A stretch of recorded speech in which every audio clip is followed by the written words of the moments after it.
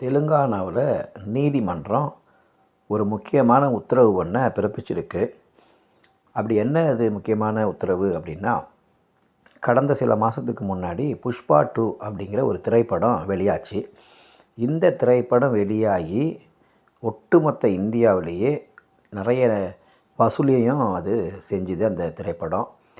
அந்த சிறப்பு காட்சியில் பயங்கரமான கூட்ட நெரிசலில் சிக்கிட்டு நிறைய பேருக்கு மூச்சு திணறல், இந்த கூட்ட நெரிசலில் நிறைய பிரச்சனைகளும் உருவாச்சு. காவல்துறையினால் கட்டுப்படுத்தவே முடியலை அந்த கூட்டத்தை. இதில் ஒரு தாயும் மகனும் திரைப்படத்தை பார்க்க வந்தாங்க. அந்த சூழ்நிலையில் அந்த தாய் உயிரிழந்தாங்க. அந்த மகன் ரொம்ப சீரியஸாக இருந்தான். இந்த செய்தி எல்லாருக்குமே தெரிஞ்ச ஒரு விஷயந்தான். இந்த பட விவகாரம், இதில் சிறப்பு காட்சி வெளியிட்ட விவகாரம், இதில் கூட்ட நெரிசல், இத்தனை விஷயத்தையுமே இந்த நீதிமன்றம் கணக்கில் வச்சுட்டு தெலுங்கானாவில் ஒரு அதிரடி உத்தரவை பிறப்பிச்சிருக்காங்க.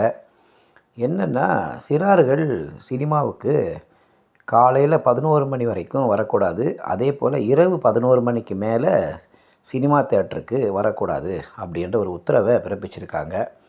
தியேட்டரில் படம் பார்க்கக்கூடிய சிறார்கள் அவங்க ரொம்ப கட்டுப்பாடோடு தான் இருக்கணும் அப்படிங்கிறத நீதிபதி கண்டிப்பான உத்தரவை பின்பற்றியிருக்காரு.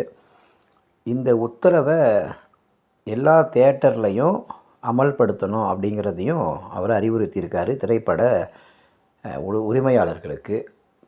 இந்த விவகாரம் தான் இன்றைக்கி தெலுங்கானாவில் பேசு பொருளாக இருக்குது.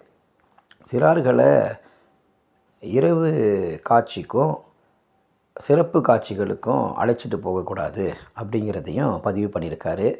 என்னென்னா, இந்த பிள்ளைங்க கூட்ட நெரிசல் ஒரு பக்கம் இருந்தாலும் மனதளவில் பாதிக்கப்படுறாங்க.